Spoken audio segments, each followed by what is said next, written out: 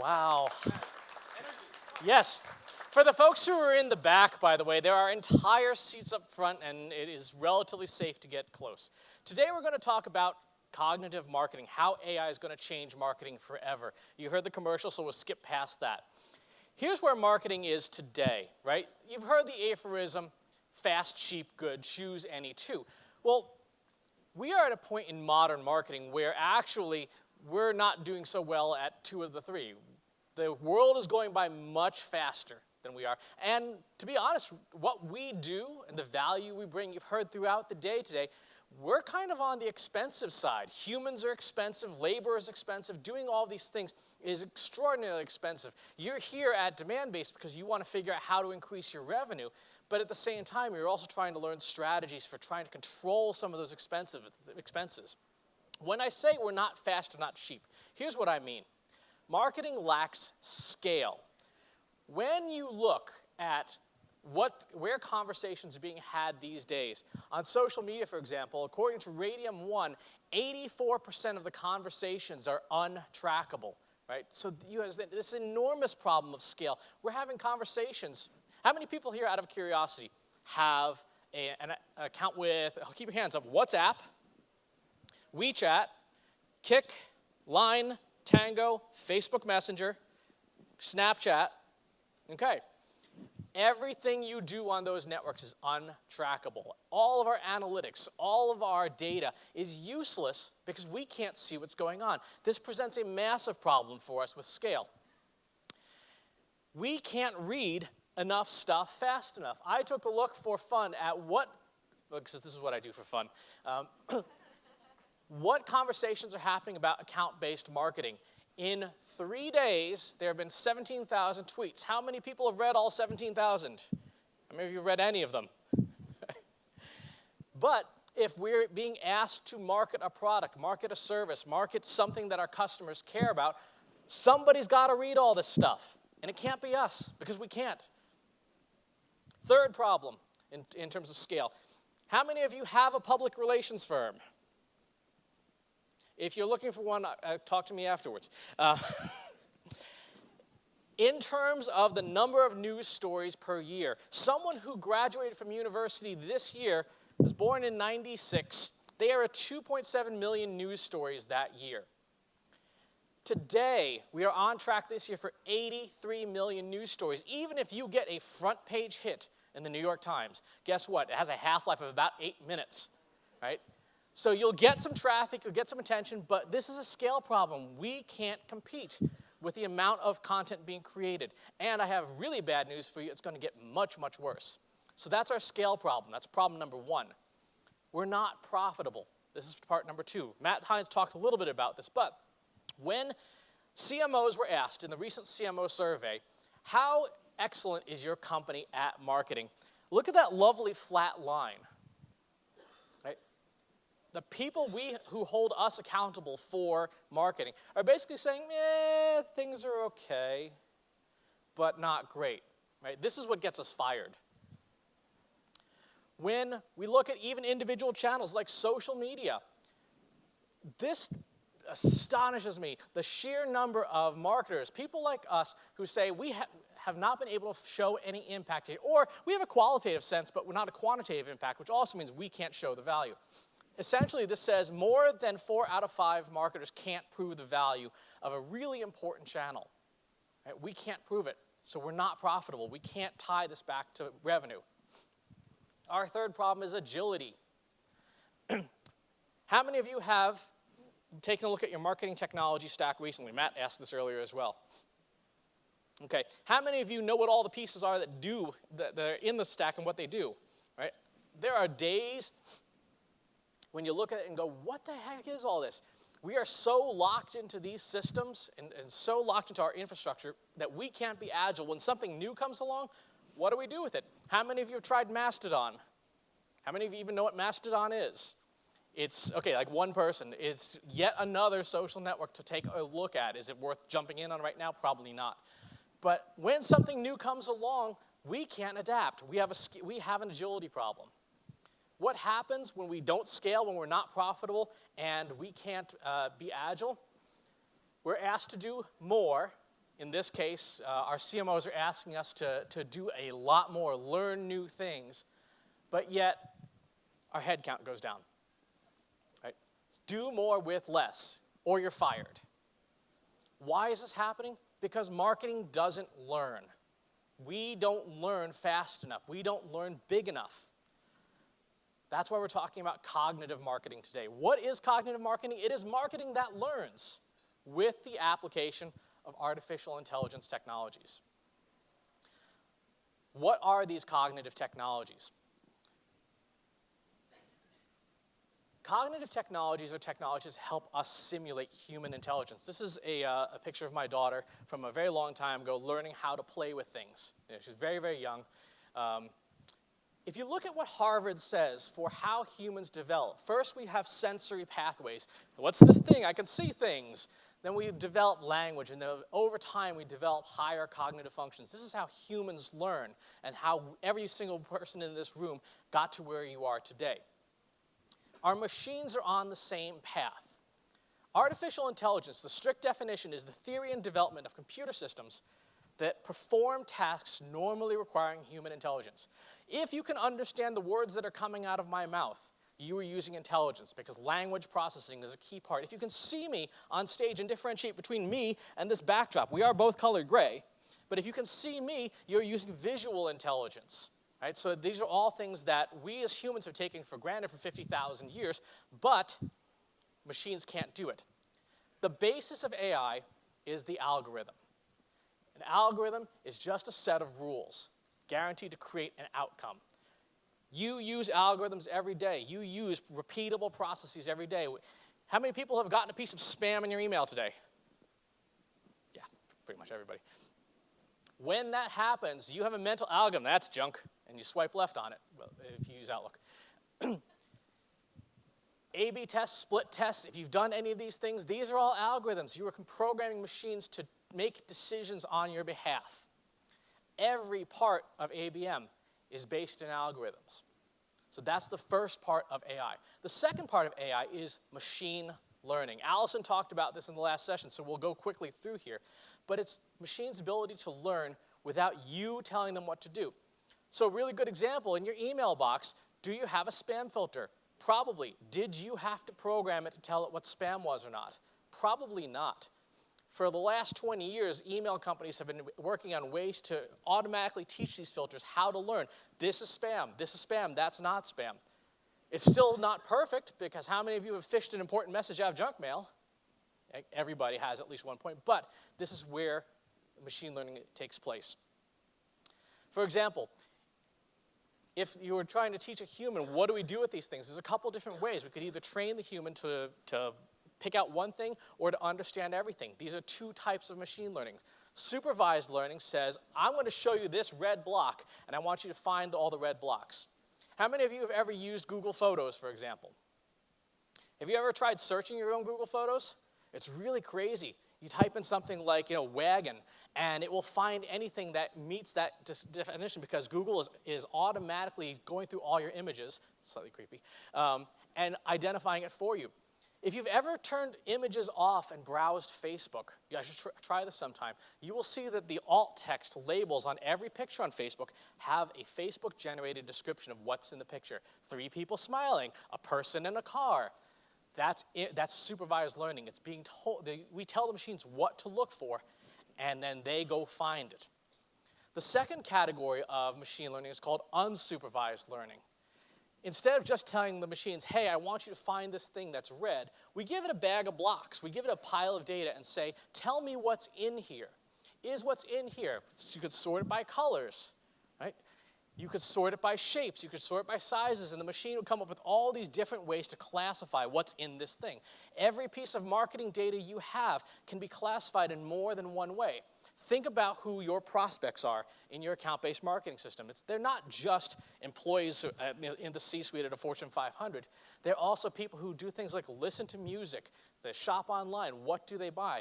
We can't give them an accurate profile of everything you could possibly be as a human, but a machine can categorize it that way. Machine learning is mostly math. How many people love math? Asking this as a marketing conference.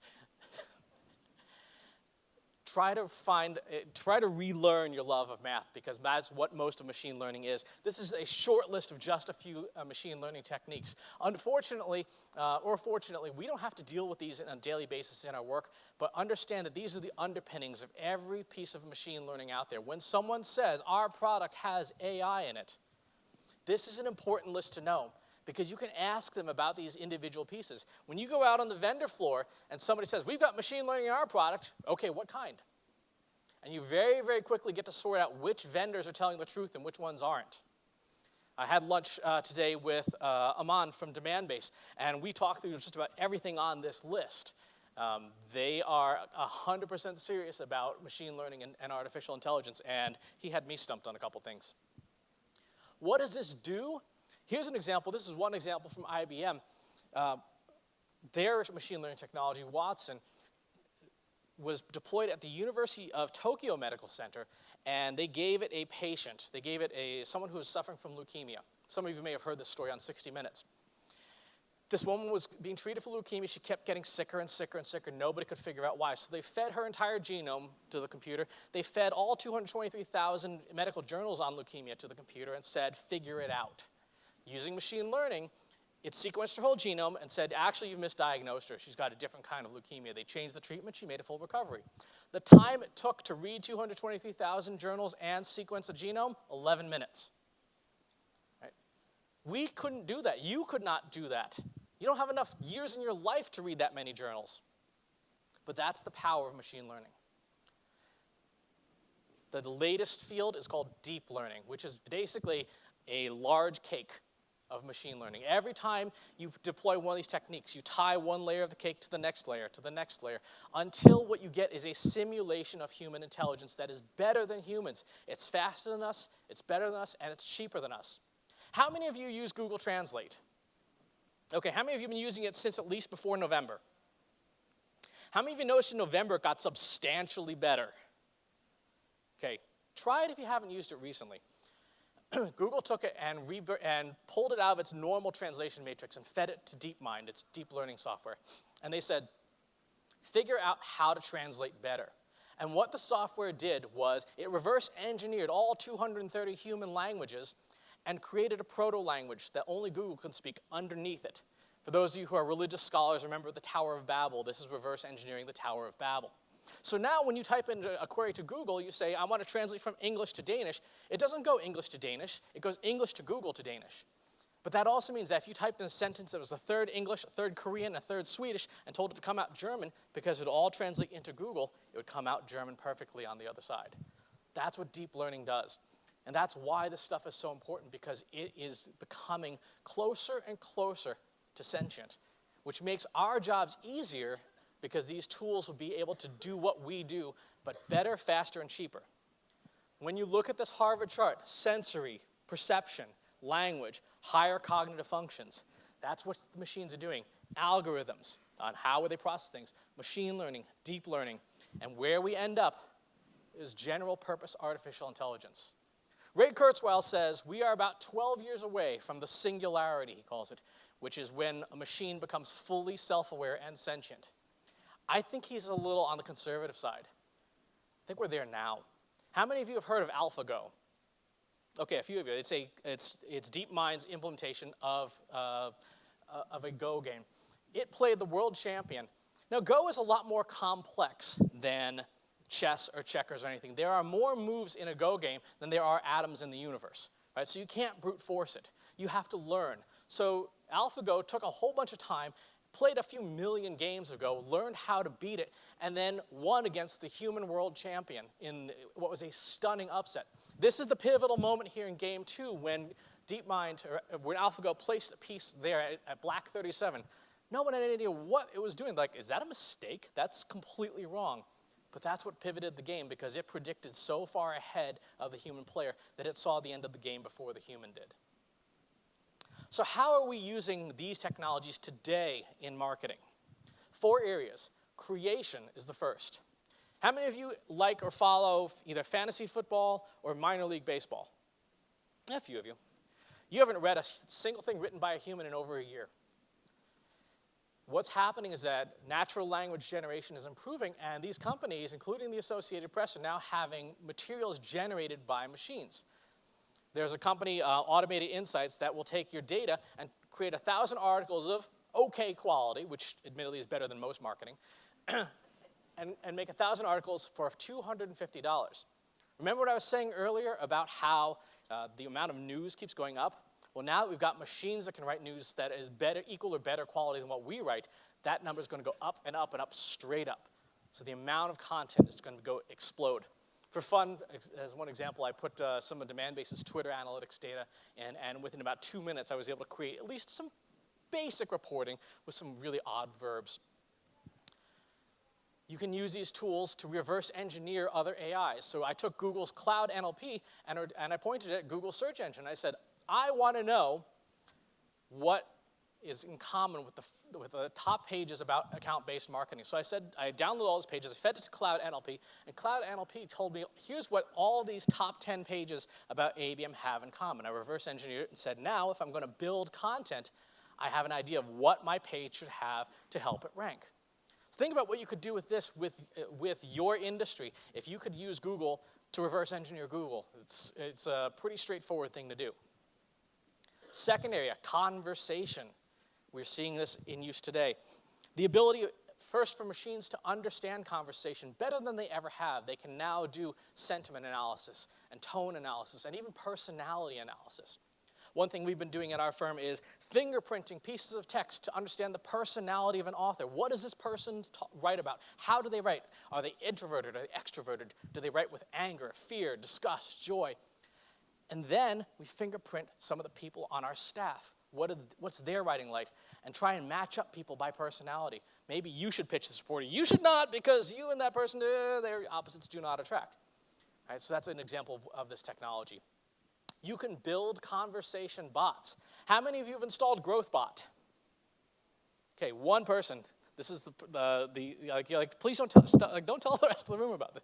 If you're on Facebook Messenger, look up GrowthBot. It's by a company called HubSpot, and it allows you to ask it, like, what is the monthly traffic for Demandbase.com? And it'll tell you, based on different data sources it's found, what it can find. What does Demandbase spend on PPC per month? It will tell you based on what it can find. Conversation bots are in use now, and they're everything from sales enablement to just discovering the world. You can build your own bots. This is one service from Facebook called Wit AI. What it allows you to do is construct bots with drag and drop instructions. One of the most interesting bots I've seen is an advertising bot. This is, again, an IBM example, where you talk to an advertisement, which in itself is kind of weird, and you say what you want to the bot. You name an ingredient, and it will auto-generate using the client's data and what you, the user, wanted, and put together, in this case, a recipe. I said pork, it came up with a pork casserole. I personally don't necessarily want to eat a pork casserole, but there you have it. It says here, these are not kitchen tested. Please use your judgment when you cook this thing. This is not perfect, but think about an ad you could talk to. Think about when we talk about account-based marketing, about engaging our prospects. What if they could actually talk to your ads and engage with them? Hey, will you solve my problem for this? The third area is analysis, the ability to understand data at significantly greater scales. I was working with a security client of ours, and I said, I want to know what the content strategy of their chief competitor is. So I fed their chief competitor's entire blog and social media account into Google Cloud, and I said, split it up, make entities out of this, and tell me what the content strategy is. And what I saw was this map here. The competitor's content strategy is panic of the day. Here's what you should be afraid of today. Hey, there's this vulnerability. Now there's this vulnerability, and there's this, and that was their content strategy. Whereas the client was like, here's our thought leadership and how noble and wonderful we are. Guess which one gets more clicks? Fear of the day. So we can advise our client based on ingesting all of this data. You should probably, I don't know if you want to go full on fear of the day, but you should definitely be pivoting towards having more timely information to try this out. There are services like Watson Analytics for social media, which can ingest, again, thousands and thousands of documents and provide very rapid insights. But you don't even need to use a vendor product. You can build your own. This is an example of some of the conversations. Which one is this? Oh, this was Social Media Marketing World from 2 weeks ago. I fed all 35,000 tweets from one day of the conference into a language processor and said, tell me what people are talking about. And this took me the better part of an hour to do it in my hotel room one night, because that's what I do. But it gave me insights into the conversation that I never could have gotten just by reading the Twitter stream alone, because I can't read that many updates. By the time you read one, 3 more have appeared, but the machines can do it. How many of you are active on Instagram, trying to figure out how Instagram applies to account-based marketing? Yeah. How many of you looked at the top 100,000 photos on Instagram every day? Yeah, no, nobody really does that. The reason why is it's just too many. It takes you as a human about 6 seconds to look at a photo and kind of parse it and figure out what's in it. You could not read that many photos in a day. You'd be dead before you got through the top 1,000,000 photos. But machines can. So you're taking something like IBM Watson or Google Cloud and say, what's in this photo? Once you have this data, now you can do analysis on it. What do all the top 100,000 photos of the day have in common? Getting this set up with a decent developer takes about half a day to get started. Right? So instead of having to waste people and resources on trying to keep up with social media, have the machines do it. Distribution is the next area where we see AI technologies at work. For example, any of you using programmatic advertising? Yep. It's a tremendous ability for these machines to automatically place bids, get traffic, and then when something stops working, just turn it off and move on to the next thing. We don't need to do it anymore. How many of you are manually still copying and pasting and running PPC lists? Like, I don't want to do that anymore, it's really boring. Right? So these technologies are now being used to pivot there. We can take charts and make influencer maps now. We can understand how things spread, who's most influential. If any of you follow me on Twitter, you saw I tweeted it this morning, who's most influential at ABM Summit so far? It's Peter Isaacson, the CMO of Demandbase. No surprise there, but there are lots of other people who are being discussed as well. We can do analysis at scale very quickly. For those of you who haven't seen it yet, if you look at Demandbase's content marketing, that is the recommendations engine. It says, here's what you are probably interested in based on the profile that we have, so you can distribute content more impactfully than ever. How is this all going to change your business? It's going to change your business in a whole bunch of ways. Number one, you will need fewer humans. How many of you are based here in the Bay Area? Okay. Have you been to Itza yet? Raise your hand if you've been to Itza. Okay, a few of you. You know that this is a restaurant that requires no humans. No human serves you. You walk up to an iPad, you type in your thing, and magically a bowl of quinoa and other healthy things all appears in about 7 minutes. Right? We need fewer humans to do our marketing because, let's face it, a lot of what we do on a daily basis isn't that exciting. Here's the rule. If you do it with a template today, a machine does it without you tomorrow. How many of you have Googled for a social media template, an account-based marketing template, a PPC template, a blog template? We all have. If you do it with a template today, a machine can do it without you tomorrow because a machine can learn these things. Our marketing will get faster, much, much faster. Another example, this is an IBM example. They were working on replicating a financial audit. How many of you have been through a financial audit at your company? Isn't it fun? It's 3 months, a couple $1 million, 250 auditors show up at your company and just camp out forever and drink all your coffee. When they did a trial run of a financial audit, I think it was a SAS 70 audit, they were able to find 99% of the anomalies that a financial team was able to find, plus 30% more anomalies than the financial team found. And instead of 3 months, their software was done in 7 minutes. Right? Now think about applying that power to marketing. How long does it take you to do a content audit, to do an analytics audit? All of these things are going to change because you'll be able to have the machines do the insights for you much, much faster. Your marketing will get much more personal. Right? Instead of crazy, weird ads like this, you'll get ads that have cookies that are made just for you. You'll get content that is made just for you. How many of you have done segmentation of your audience? I'm sorry, you wasted your time. Here's why. AI gives us the ability to segment to the individual. Right? There are 7 billion marketing segments on the planet. And AI gives you the ability to address every single one of them as an individual. You can't, we can't scale that far, but machines can. It raises the barriers to entry for everyone else who comes late to the party. There's an artist, Alex DeKid, who did a collaboration with Watson Music and used Watson to reverse engineer every song on the Billboard Top 100 ever, plus the complete codex of the English language. Built a song for him. What do you think happened to that song the day it was released? Number 1 on every chart. Why? Because the machines knew better than the humans what works. How many of you have one of these devices? Yep, pretty much everybody. How many of you have seen market competitors try and enter the market and do badly, right? The people who are there first win first. Who are you going to need at your company to get on this train? You're going to need developers. Here's Steve Ballmer sweating profusely and screaming developers at a Microsoft event years ago. But it's absolutely true. You need people who are developers to connect to all these services, because there are companies out there that have provided the technology for you to start today. You will need data scientists, people who can make sense of all the data. This, for example, is a probability estimator for figuring out popularity in social media. How many of you can read this? I can't. I never got this far in math. But we'll need people who can interpret it. We also need marketing technologists, people who can take this stuff and make it useful, turn it into marketing insights and actions that are useful and beneficial. You need to start now. If you don't already use a vendor like Demandbase, just use Demandbase. You'll be much happier. If you want to build stuff on your own, these are the big 5 companies that offer services.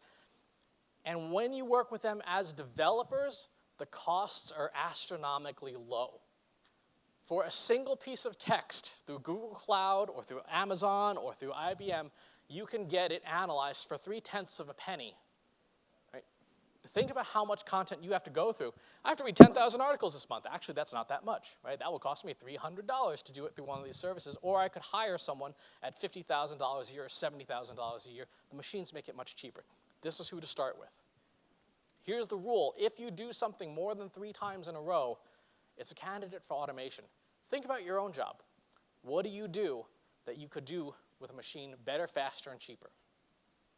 And now the most important part, how to prepare your career for AI. First, you need to learn how to think algorithmically. You need to be able to look at data sources, look at data, look at information, and figure out not what do I do with this today at work, but how do I build a system to address this? How do I configure something? Once you can think in terms of systems, you can then work with vendors, partners, technology companies to construct something that will make your life easier and make you more valuable to the organization. This does not mean teach yourself to code or teach your kids to code, right? Because think about code, right? Code is repetitive. Guess what? Machines will be able to generate code. But instead, learn to think structurally. Learn to build systems. There are now drag and drop systems for just about everything. This is my daughter's, one of her more recent programs. I don't know what she was, I think she's trying to get more followers on a social network. But she's building stuff by dragging and dropping. She doesn't have to write the code anymore. She's 12 now. Think about how valuable this kind of thinking is for the future, for the workforce. Second, you need to be in charge of the machines, to oversee them. A famous example was, I think it was the police department of Atlanta, attempted to build an algorithm that predicted the likelihood that someone would re-offend, commit another crime. The algorithm sucked. They got it 20% right. It was terrible. But strangely, it predicted African Americans were 5 times more likely to re-offend than Caucasians. Why? Someone built their biases into the algorithm. Someone said, I want to disadvantage this population, and they put it in the algorithm. Right? You don't need to be a coder or a programmer or a developer or a data scientist to figure out that ain't right. Right? Just like you don't need to be a chef, a master chef, to go, hey, I ordered a steak medium rare and that's well done. Right? But we need to be in charge of overseeing the machines to understand when the output is bad, because we're not there yet. And worse, if we don't do this, the machines will learn from our worst impulses rather than our best. Just ask Microsoft and Tiffany. It was a chatbot that went horribly awry. Third, be outcome focused. Who's getting replaced? If the work is highly repetitive, it's being replaced. Low value or high value. Every company wants to automate the bottom right-hand corner. High repetition, high value work, like, for example, financial auditing, automated. Low value, high repetition. The cost savings can't be ignored. We're going to automate that. The stuff that's hard to automate, high value, highly creative, non-predictable work. Creating new ideas, new insights, new disciplines, very difficult to automate. And then low value, high creative things, very difficult to automate. For example, cleaning a hotel room, not super high value, still needs to be done, but very difficult because it literally is a random mess every single day. Like, hey, this person broke all the glasses and did a bunch of weird things in the room. But let the machines do the heavy lifting. Think about the outcomes that you're going to shepherd. Be multidisciplinary. Look at the skills that LinkedIn says are the top skills of 2016. Any one of these professions is a candidate for automation because a lot of them, like cloud computing, is something that you can automate. But someone who can think across disciplines, who is good at cloud computing and good at data presentation and good at user interface design, that person is very difficult to replace because the machines cannot think across disciplines yet. It will be a long time before they do. Someone who's good at middleware and integration and SEM, very difficult person to replace because you're talking about training with two very different data sets. Think about studying and relearning everything that makes us human. Reading, spelling, writing, English, individual things machines can automate. We start putting together geography and history and drawing and music. Very difficult to automate. Right? That's the high value, high creative work that is still available to us. This is the future. The future will be here faster than you think. If we do it right, you get to have all three, fast, cheap, and good. If we do it wrong, your competitors get to do it and take your lunch. I want to leave you with one final thought about who's going to have a job and who's not, and what kind of jobs there will be. There will be two jobs left, not two physical ones, but the two kinds of jobs left in the world. They will be you manage the machines or the machines manage you, and that's it. Which do you want to be? I can tell you which one's going to pay more. But this is the future. Either you will manage the machines or the machines will manage you. I think everybody in this room who is here, who has had the foresight to be at this event, to be learning from everybody who's been on the stage all day talking about AI and ABM, you are the folks who are going to be managing the machines. You have a bright future. Your job is to take all this learning and turn it into the capabilities that your company can have. And so with that, I think we have a couple minutes for Q&A. Absolutely, yeah. Question for Chris. Thank you. That was awesome. Do we have the microphone? Yes. Questions? Fears? Doubts? Way in the back, over there. So if we wanted to start tomorrow, where do you begin? Where do you begin? It depends on your skill set. If you are a developer, you should be talking to one of those big 5 companies and signing up for a free account and trying the stuff out. If you are a marketer, start by reading. Start by reading and learning the space. There are a number of really good blogs and stuff. I actually have, if I go to the web browser, we'll throw the web browser up here.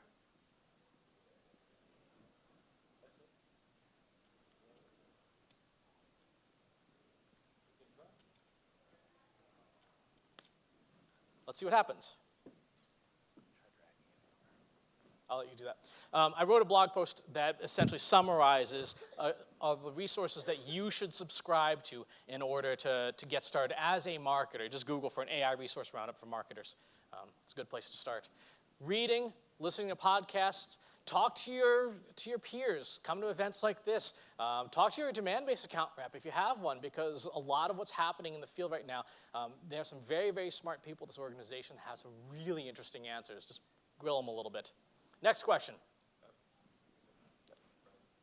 Go ahead, just a pop-up. The lady right here.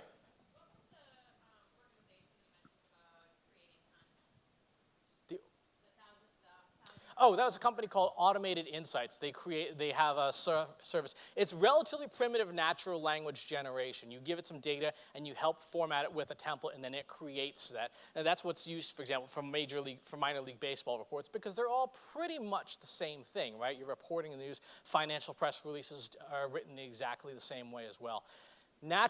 True natural language generation, we're still not there yet, but we're getting closer and closer. There's a type of network called an RNN, recursive neural network. You feed it all of Beowulf, and it can create stuff that sounds like Beowulf, as an example. But it's not to the point where you can give it an annual report, and it'll come up with a new one for you. Not yet. Soon. Automated Insights is the company, I believe. Next question. Oh, you guys did not hit the coffee this afternoon.